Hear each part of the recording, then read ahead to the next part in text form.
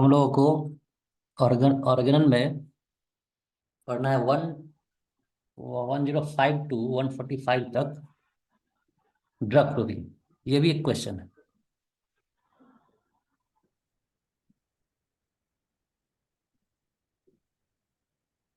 है ना। देखिए,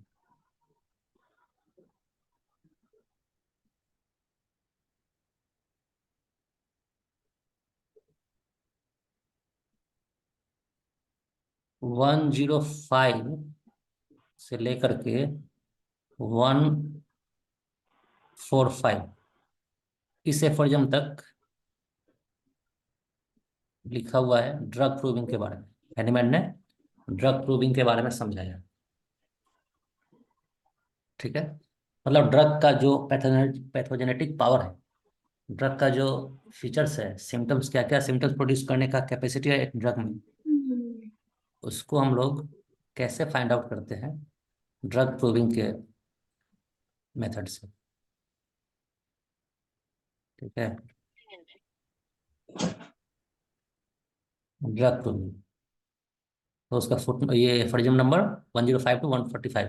हम लोगों ने 125 तक डिस्कस कर लिया। 126 से देखते हैं क्या बताया गया है ड्रग प्रूविंग के बारे में। Prover must avoid over exertion of mind and body. मतलब जिस बॉडी के ऊपर, जिस पर्सन के ऊपर ड्रग प्रूविंग किया जा रहा है ना, जिस पर्सन के ऊपर ड्रग प्रूविंग किया जा रहा है, ओवर उसका तो हेल्दी तो होना ही चाहिए। ठीक है, पहले बताया गया है कि ड्रग प्रूविंग हेल्दी बॉडी के ऊपर होना चाहिए। अगर सिक पर्सन के ऊपर ड्रग प्रूविंग करेंगे तो वो मिक्स्ड सिम्टम दिखाएगा, ड्रग का सिम्टम नहीं दिखाएगा, ड्रग का प्रिसाइज सिम्टम नहीं दिखेगा, उसमें डिजीज का सिम्टम भी मिक्स हो जाएगा। तो ये तो हम लोगों ने डिस्कस किया था कि हेल्दी प्रूवर पे ही, हेल्दी बॉडी पे ही ड्रग प्रूविंग करना है, ना कि सिक पर्सन पे करना है। ये एक क्वेश्चन है कि drug proving on sick person नहीं करना चाहिए।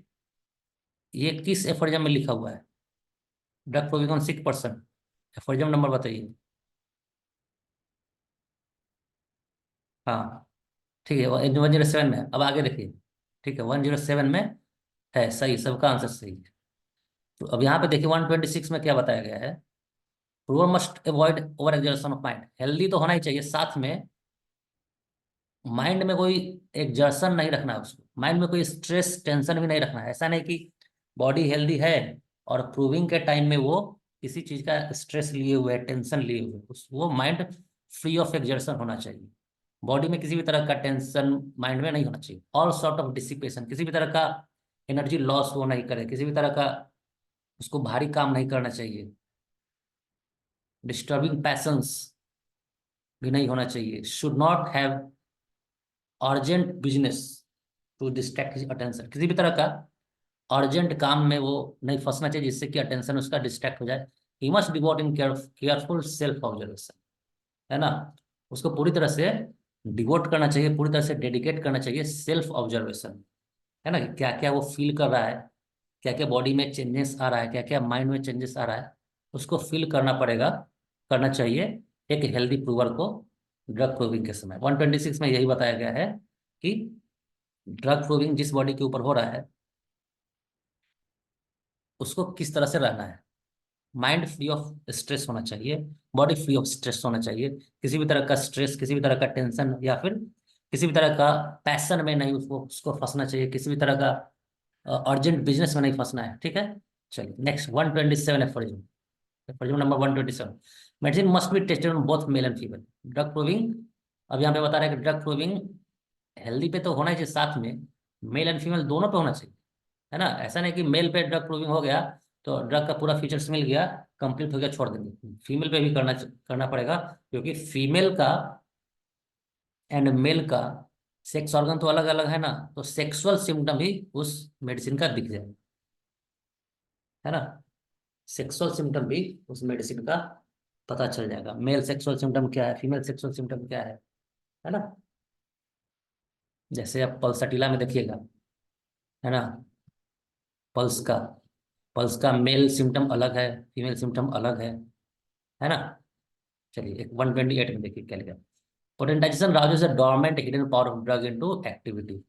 अब यहाँ पे ये बताया जा रहा है कि पोटेंटाइजेशन से ड्रग का जो डोरमेंट कैरेक्टर है, जो हिडन कैरेक्टर है, हिडन पावर ऑफ ड्रग है, जो वो क्या होता है, राउज होता है, बाहर निकलता है पोटेंटाइजेशन से। रॉ स्टेट में ड्रग को, मेडिसिन प्रूवर को नहीं देना है, रॉ स्टेट में नहीं देना है, पोटेंटाइज करके देना है। पोटेंटाइजेशन से क्या होता है, ड्रग का जो पावर है वो बाहर निकल के आता है, ड्रग का जो पावर है वो बाहर निकल के आता है, राउज मतलब बाहर निकल के आएगा, छुपा हुआ पावर बाहर निकल के आता है। उसके बाद देखिए, for proving daily 4 to 6 very small size globules in empty stomach, 30 potency. देखिए किस तरह से मेडिसिन लेना है ड्रग प्रूविंग के टाइम, डेली 4 से 6 स्मॉल साइज ग्लोब्यूल लेना है खाली पेट, एम्प्टी स्टमक। पोटेंसी क्या होना चाहिए, 30 पोटेंसी होना चाहिए, और मॉइस्चर होना चाहिए with little water, and continue this for several days. कैसे लेना है ड्रग प्रूविंग का टाइम मेडिसिन को, ये देखिए बताया जा रहा है कि ड्रग प्रूविंग का टाइम हेल्दी बॉडी पे जिसके ऊपर होगा उसको मेडिसिन कैसे लेना है प्रूविंग के लिए। पोटेंसी कैसा होना चाहिए, 30। कितने दिन तक लेना है, साइज कैसा होना चाहिए ग्लोब्यूल का, स्मॉल साइज होना चाहिए। कितना ग्लोब्यूल लेगा, 4 से 6 ग्लोब्यूल लेगा, है ना। एम्प्टी स्टमक होना चाहिए, और सेवरल डेज तक कंटिन्यू होना चाहिए, मतलब कुछ दिनों तक कंटिन्यू होना चाहिए। और डायरेक्ट नहीं लेना है, वाटर में मॉइस्चन करके लेना है, मॉइस्ट करके लेना है, ठीक है।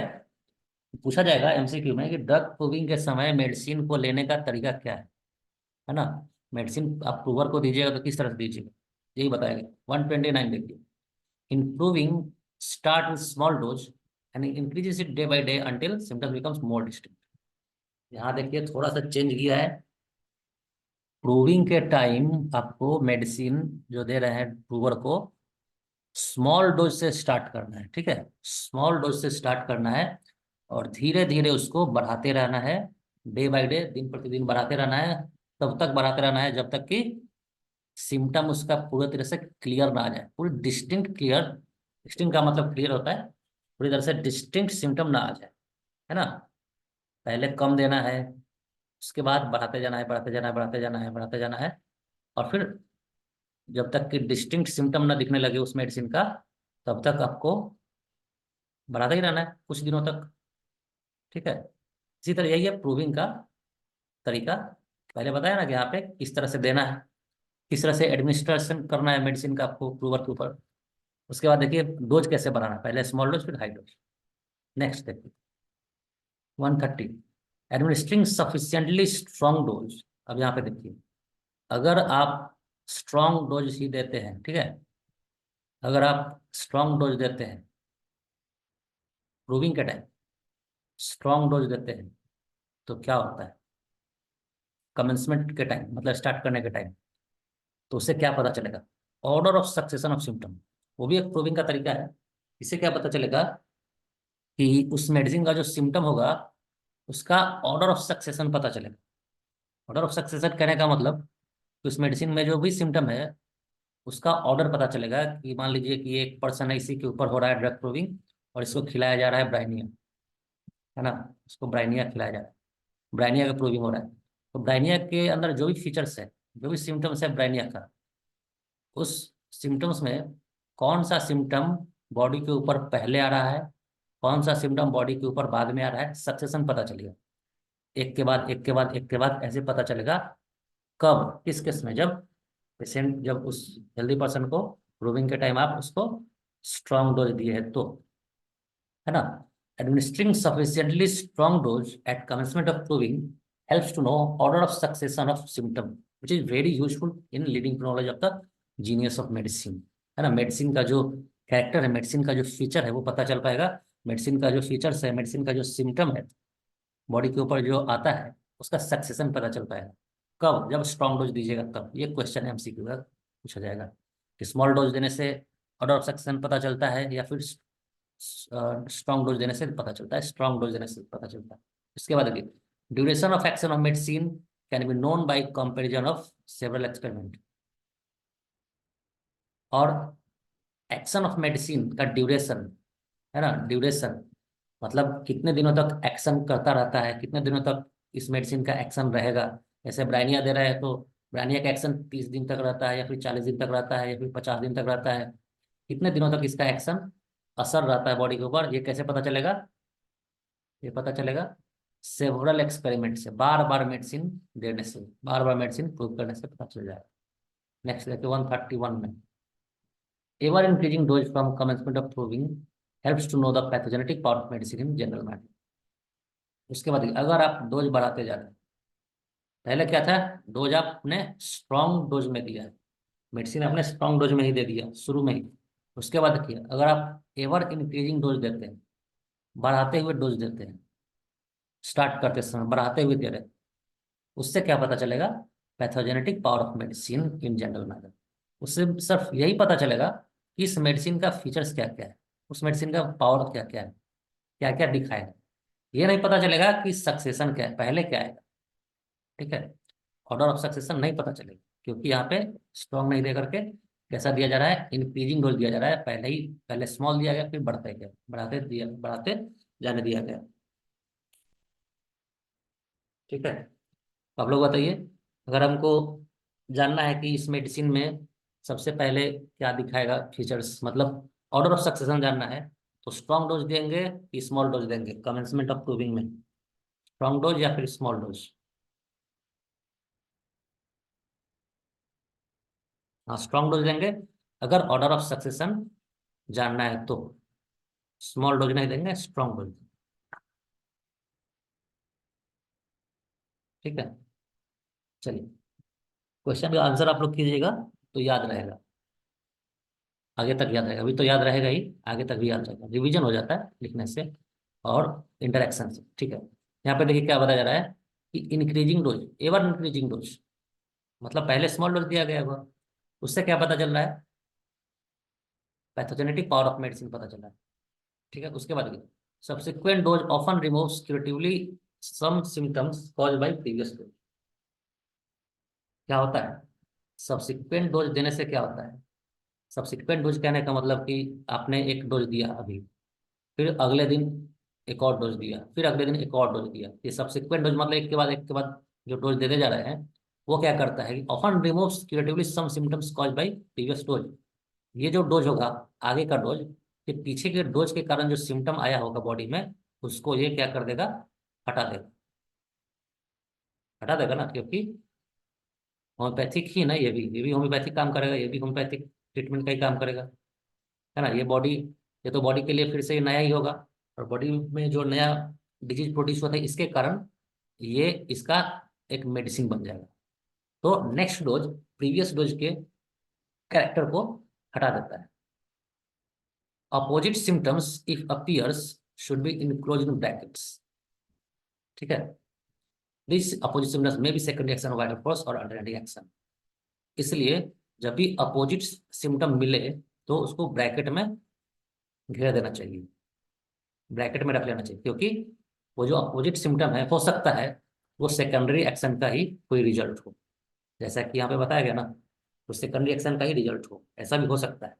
ऐसा नहीं कि वो अपोजिट सिम्टम उस मेडिसिन का ही फीचर। ठीक है, मान लीजिए ब्राइनिया आपने किसी को दिया, ब्राइनिया में उसको मान लीजिए डायरिया, मान लीजिए डायरिया आ गया, उसका फिर कॉन्स्टिपेशन भी आ गया। तो ऐसा नहीं कि ब्राइनिया में डायरिया भी है कॉन्स्टिपेशन भी है, ऐसा कोई कंफर्म नहीं है। हो सकता है कॉन्स्टिपेशन उसका सेकेंडरी एक्शन का ही कोई रिजल्ट।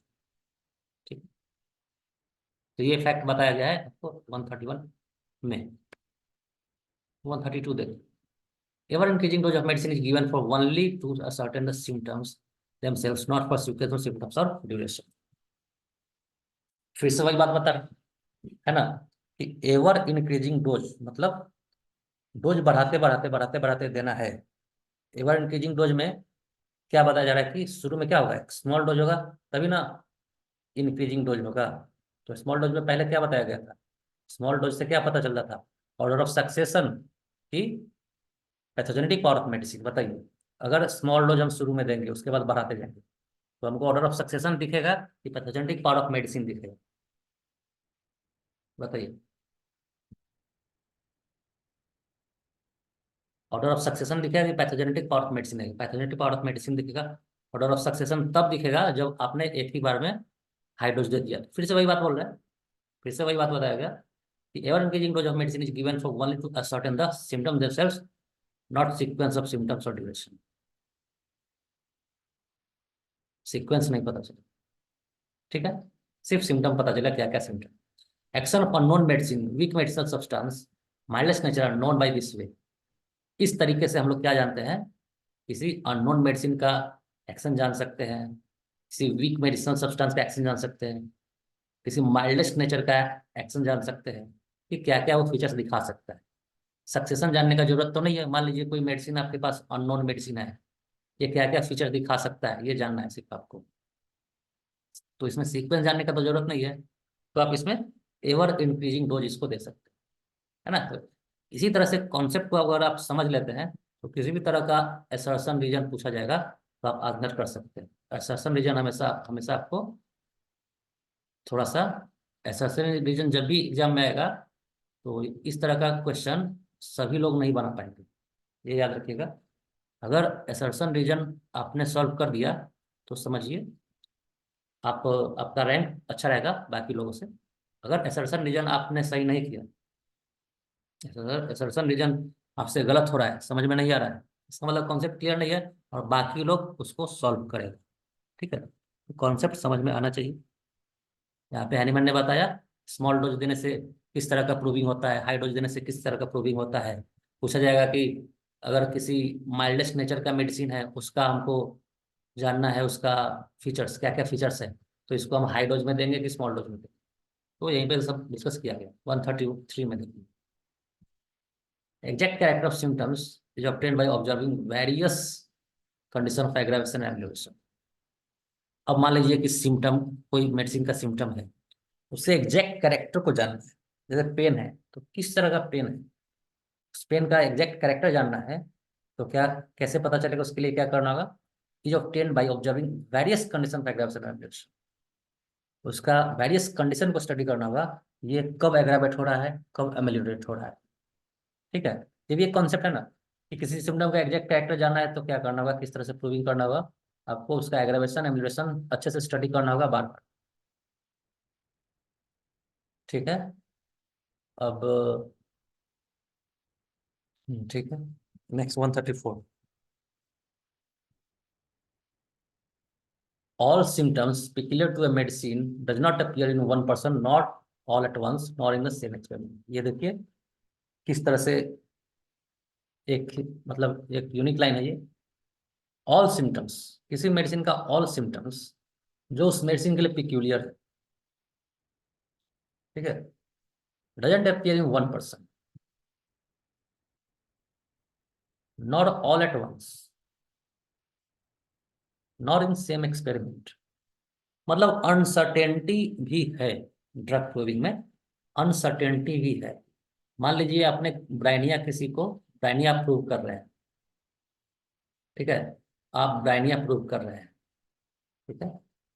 तो ब्राइनिया का जो पिक्यूलियर फीचर है, ब्राइनिया का जो पिक्यूलियर फीचर है, पिक्यूलियर फीचर क्या है ब्राइनिया का, थ्रॉबिंग हेडेक होता है, विकारियस मेंस्ट्रुएशन है ना, एक ही बार में ज्यादा पानी पीना चाहता है, इस तरह का उसका जो पिक्यूलियर फीचर है। म्यूकस, उसका म्यूकोसल लेयर ड्राई होता है ना, थर्स्टी होता है। तो ये सब जो इसका पिक्यूलियर फीचर है, पिक्यूलियर फीचर ऐसा नहीं है कि सब पूरा फीचर एक ही आदमी में आ जाएगा, ऐसा नहीं, ये गलत है कि एक ही पर्सन में ब्राइनिया का पूरा फीचर आ जाएगा, ये गलत है, ठीक है। ये भी गलत है कि इसका एक पिक्यूलियर फीचर बहुत सारे, जिसमें प्रूव करेंगे उसमें आ जाएगा, जिसमें प्रूव करेंगे उसमें आ जाएगा, जिसमें प्रूव करेंगे उसमें आ जाएगा, ये भी गलत है, ऐसा भी नहीं हो सकता। उसके बाद है not in the same experiment. अब ऐसा भी नहीं है कि ब्राइनिया का जो पिक्यूलियर फीचर है, इस आदमी में एक बार में मेडिसिन दिए तो आ गया, फिर इसी आदमी में दूसरे बार मेडिसिन देंगे ब्राइनिया, फिर भी आ जाए, फिर एक बार और देंगे फिर भी आ जाए, ये भी गलत है। ऐसा भी नहीं है कि ब्राइनिया आप किसी को दे रहे हैं तो एक बार आ गया तो फिर दोबारा आ भी जाएगा, ऐसा नहीं है ना, कि सेम एक्सपेरिमेंट में पिक्यूलियर फीचर, पूरा फीचर नहीं आएगा, ना ही एक ही पर्सन में सब आ जाएगा, ना ही एक ही बार में सब आ जाएगा, है ना। हर तरह से बता रहा है कि ये अनसर्टेन है, पूरा आपको एक्सपीरियंस से ही जानना है कि किस तरह से मेडिसिन देने पर फीचर्स आया था। 135, A medicine is thoroughly proved when numerous observation done both success. बता रहा है कि एक मेडिसिन पूरी तरह से प्रूविंग तभी हो पाएगा जब बार बार प्रूविंग किया गया बोथ सेक्सेस। वाइस कॉन्स्टिट्यूशन में अलग अलग तरह के कॉन्स्टिट्यूशन वाले बॉडी में प्रूव किया गया, सब्सिक्वेंट ऑब्जर्वेशन के साथ, मतलब बार बार ऑब्जर्वेशन किया गया सेम सिम्टम का, है ना, एक ही सिम्टम का बार बार ऑब्जर्वेशन किया गया, विच ऑलरेडी अपीयर ऑन अदर्स, मतलब एक ही सिम्टम जो बार बार दूसरे में आया था वो दूसरे फिर नेक्स्ट प्रूवर में आपको ऑब्जर्व करना है बार बार। मतलब एक मेडिसिन प्रूविंग पूरी तरह से प्रूव तब होता है जब आप उसको हर तरह से उसको प्रूव कर रहे हैं, हर तरह के, मतलब मेल एंड फीमेल दोनों में देख रहे हैं, हर तरह के कॉन्स्टिट्यूशन वाले पर्सन में प्रूव कर रहे हैं, उसका बार बार ऑब्जर्वेशन आपने किया, या फिर एक सिम्टम जो किसी और में आया था अब फिर से उसी सिम्टम को फिर से स्टडी कर रहे हैं किसी और पर्सन पे। ठीक है, ये है 135। नेक्स्ट है 136, tendency to excite all symptoms of drug to all constitution in similar morbid condition.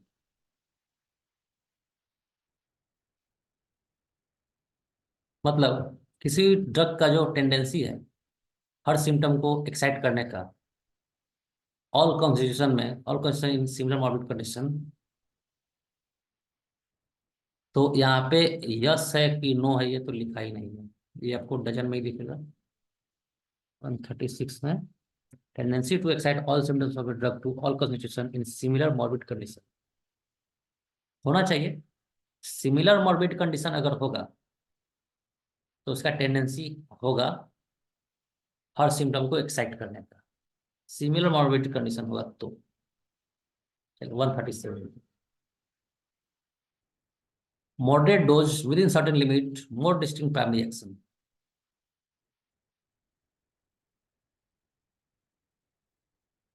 देखिए, अगर आप मॉडरेट डोज देते हैं तो प्राइमरी एक्शन डिस्टिंक्ट दिखेगा, मॉडरेट डोज देते हैं तो प्राइमरी एक्शन डिस्टिंक्ट दिखेगा। एक्सेसिव लार्ज डोज देते हैं तो primary action comes in horrid manner that nothing can be observe. अगर आप एक्सेसिवली लार्ज डोज दे दिए तो आपको प्राइमरी एक्शन बहुत ही फास्ट आएगा और चला जाएगा, जिससे कि आप नोट नहीं कर पाएंगे, ऑब्जर्व नहीं कर पाएंगे, है ना, नथिंग कैन बी ऑब्जर्व। अगर आप एक्सेसिवली लार्ज डोज देते हैं ड्रग प्रूविंग में तो, अगर आप मॉडरेट डोज देते हैं तो आपको क्लियरली प्राइमरी एक्शन दिख जाएगा। ठीक है, तो यहाँ पे बताया गया कि स्मॉल डोज देने से क्या पता चलता है, मॉडरेट डोज देने से क्या पता चलता है, लार्ज डोज देने से क्या पता चलता है, एंड एक्सेसिवली लार्ज डोज देने से क्या पता चलता है आपको बता दिया गया। Small dose, moderate dose, large dose and excessively large. आप लोग बताइएगा, ऑप्शन यही चल रहा है, क्वेश्चन है, पूछते अभी ऑप्शन यही चल रहा है, small moderate large excessively large. बताइए, when a physician wants to know the sequence of symptoms of a medicine, he should prove on which potentization, on which dose, from which dose। Sequence of medicine देखना चाहता, sequence of feature देखना चाहता हूँ, large देंगे कि small देंगे। देखिए, दो दो तरह का आंसर आ रहा है, स्मॉल भी कुछ लोग बोल रहे हैं, कुछ लार्ज भी बोल रहे हैं। ऐसा भी नहीं है कि मैक्सिमम लोग स्मॉल या फिर लार्ज बोल रहे हैं, small large small small small small small large large large. आधा लोग लार्ज, आधे लोग स्मॉल बोल रहे हैं।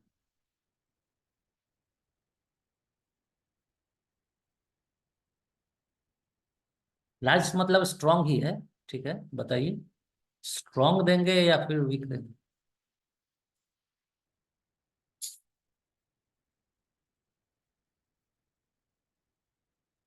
देखिए, चलिए हम बताते हैं क्वेश्चन क्या था। सीक्वेंस ऑफ फीचर्स देखना है, सीक्वेंस ऑफ फीचर। तो यहाँ पे बताया गया था कि अगर लार्ज डोज या फिर स्ट्रांग डोज देते हैं, स्ट्रांग डोज देते हैं तो ऑर्डर ऑफ सक्सेशन पता चलता है। देखिए बताते हैं, देखिए कहाँ पे लिखा गया था,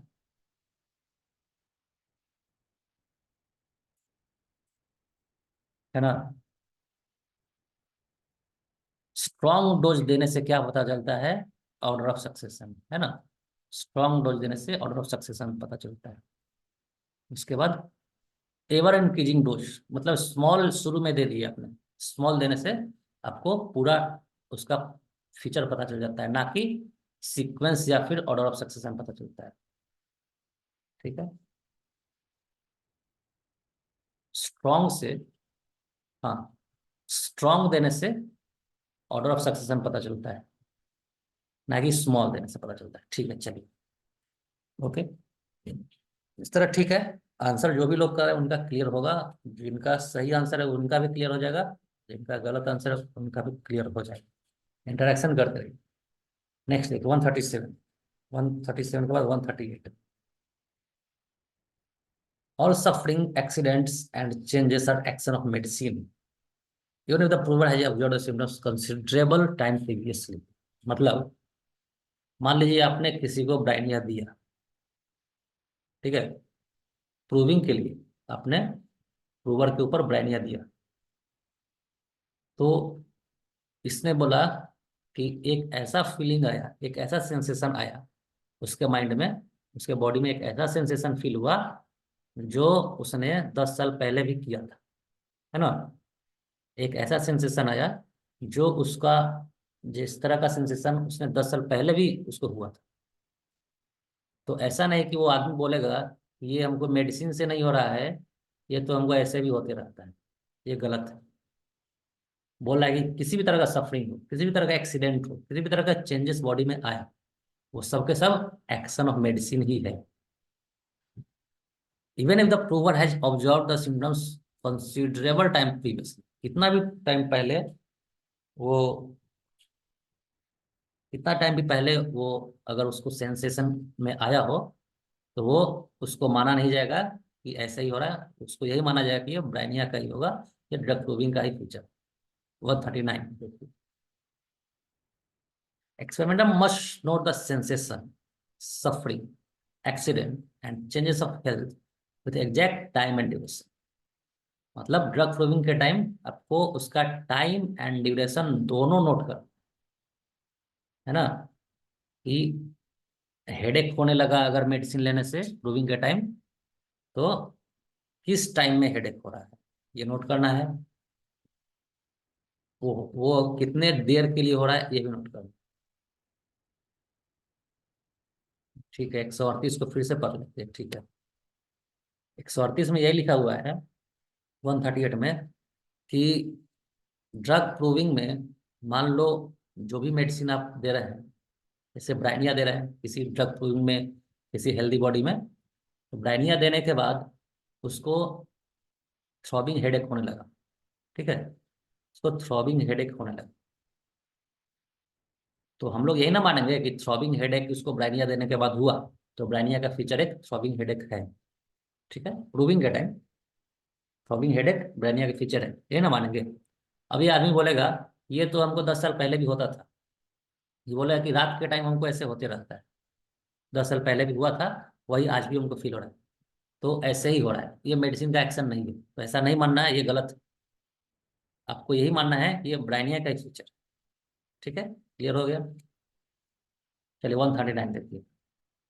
139 में ये बताया जा रहा है कि टाइम एंड ड्यूरेशन को भी नोट करना है, सिर्फ फीचर्स एंड सिर्फ सिम्टम को ही नोट नहीं करना, है ना। जैसे ब्राइनिया का सिम्टम थ्रॉबिंग हेडेक है, तो पेशेंट में थ्रॉबिंग हेडेक आया था, तो सिर्फ थ्रॉबिंग हेडेक ही नहीं लिखना है, आपको ये भी लिखना है कि ये कब आया, रात में 9 बजे आया, फिर 10 बजे आया, ये सब लिखना है।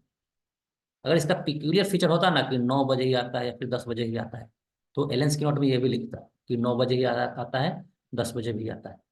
थ्रॉबिंग हेडेक में तो ऐसा कुछ नहीं लिखा है, ऐसा, लेकिन ऐसा लिखा है कि फीवर एट, है ना, फीवर पैरोक्सिज्म एट, बताइए आप लोग, फीवर पैरोक्सिज्म एट 9 AM, मेडिसिन बताइए, है ना, ऐसा फीचर लिखा है ना, किस मेडिसिन में, फीवर का अटैक उसको 9 बजे सुबह में ही आता है, जिपेटोरियम में ही है ना। ठीक है, 7 बजे सुबह आएगा तो, 7 बजे मॉर्निंग आएगा तो ओडोफाइलम है, करेक्ट। 10 बजे मॉर्निंग आएगा तो, 10 बजे मॉर्निंग आएगा तो नेट्रम म्यूल है, ठीक है। 11 बजे मॉर्निंग आएगा तो कैक्टस है, ठीक है। 3 बजे आया है दोपहर में, तो 3 बजे दोपहर में है, 3 PM। देखो कंफ्यूजन हुआ ना, एपिस एंड थूजन।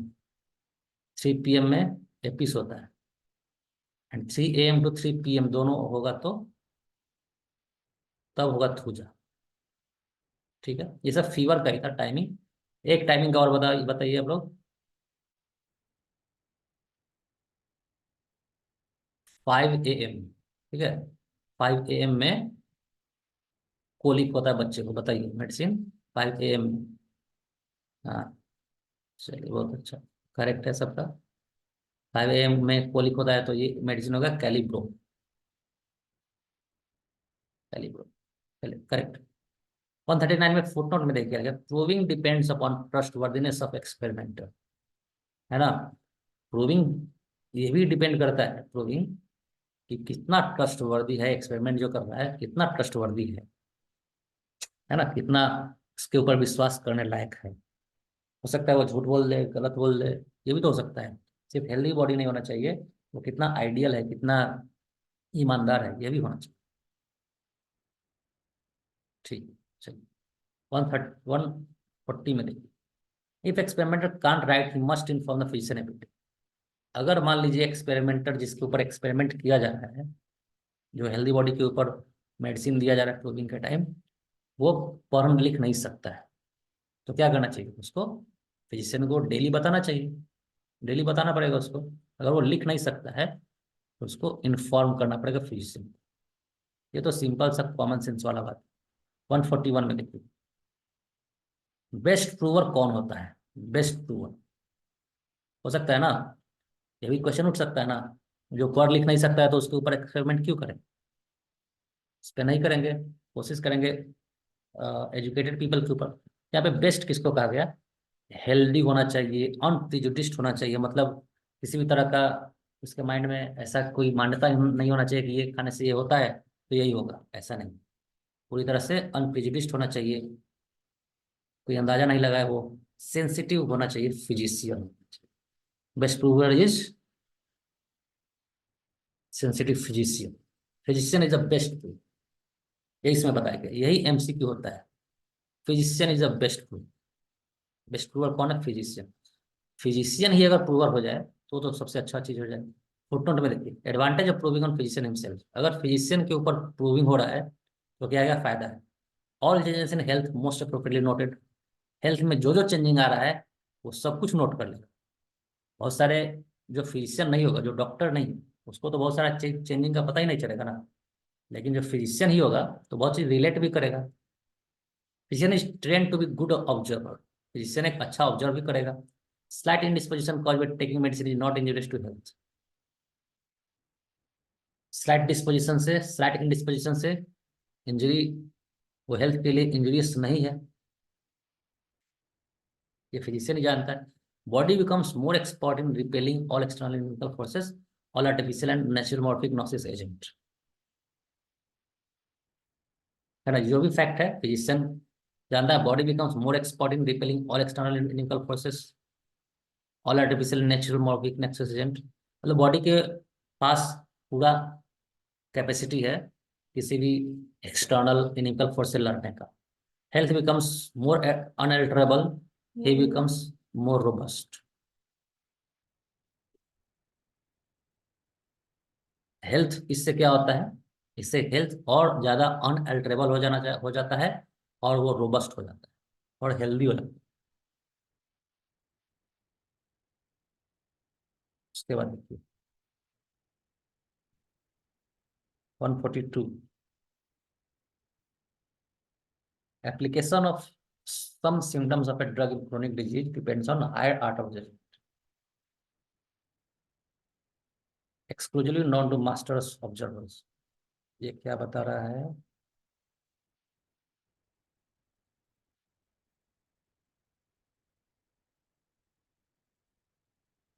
मतलब application of some symptoms of a drug in a chronic disease depends on higher art of judgement.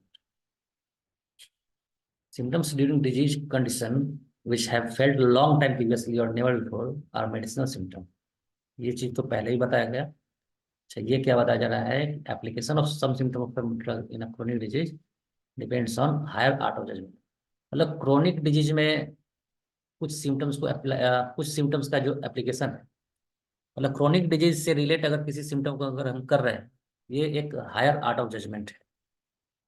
Chronic disease के सिम्टम को अगर हम रिलेट करके स्टडी कर रहे हैं तो क्रोनिक डिजीज का, इसका मतलब इसका judgment, higher art of judgment मतलब इसका जजमेंट बहुत ही प्रिसाइज होगा, बहुत डिफिकल्ट होगा। ठीक है। Symptoms during disease condition which have felt long time previously are novel before, मतलब जो भी सिम्टम आप पहले फील किया हो या फिर नहीं किया, सब मेडिसिन का ही सिम्टम है। न्यू सिम्टम हो या फिर ओल्ड सिम्टम, सब मेडिसिन का ही सिम्टम होता है ड्रग प्रूविंग के time. 143, true materia medica volume of book containing reasonable number of symptom medicine real. True materia medica क्या होता है? एक बुक है जिसमें बहुत सारे मेडिसिन का सिम्टम होगा, उसका रियल, उसका प्योर, उसका रिलायबल मोड ऑफ एक्शन उसमें दिया होगा, वही ट्रू मेटेरिया मेडिका है। फुटनोट में ये बताया गया कि proving on unknown person by paying money, money देकर प्रूविंग नहीं किया जाना चाहिए क्योंकि वो डाउटफुल इंफॉर्मेशन देगा जिसका कोई वैल्यू नहीं। 144, टाइम अप हो गया।